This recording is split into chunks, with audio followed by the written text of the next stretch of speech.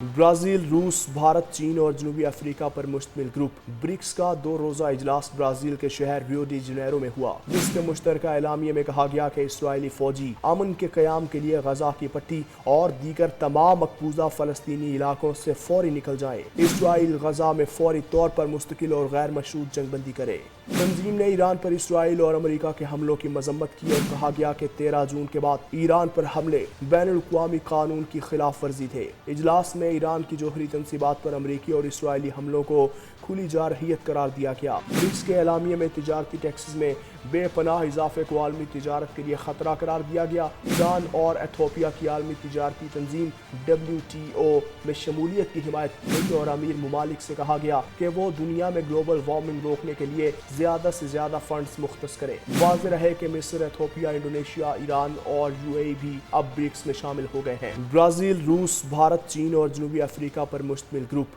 BRICS का 2 रोज़ा इजलास ब्राज़ील के शहर रियो डी जनेरो में हुआ, जिसके मुश्तरका एलामिये में कहा गया कि इसराइली फौजी अमन के क़याम के लिए गजा की पट्टी और दीगर तमाम मकबूजा फ़लस्तीनी इलाकों से फौरी निकल जाएं। इसराइल गजा में फौरी तौर पर मुस्तकिल और गैर मशरूत जंगबंदी करे। तंजीम ने ईरान पर इसराइल और अमेरिका के हमलों की मजम्मत की और कहा गया कि 13 जून के बाद ईरान पर हमले बैनुल-अक़वामी कानून की खिलाफ वर्जी थे। इजलास में ईरान की जौहरी तंसीबात पर अमरीकी और इसराइली हमलों को खुली जारहियत करार दिया गया। ब्रिक्स के एलामिये में तिजारती टैक्सेस में बेपनाह इजाफे को आलमी तिजारत के लिए खतरा करार दिया गया। ईरान और एथोपिया की आलमी तिजारती तंजीम WTO में शमूलियत की हिमायत की और अमीर ममालिक से कहा गया कि वो दुनिया में ग्लोबल वार्मिंग रोकने के लिए ज्यादा से ज्यादा फंड्स मुख्तस करे। वाज़ेह रहे कि मिस्र, एथोपिया, इंडोनेशिया, ईरान और UAE भी अब ब्रिक्स में शामिल हो गए हैं।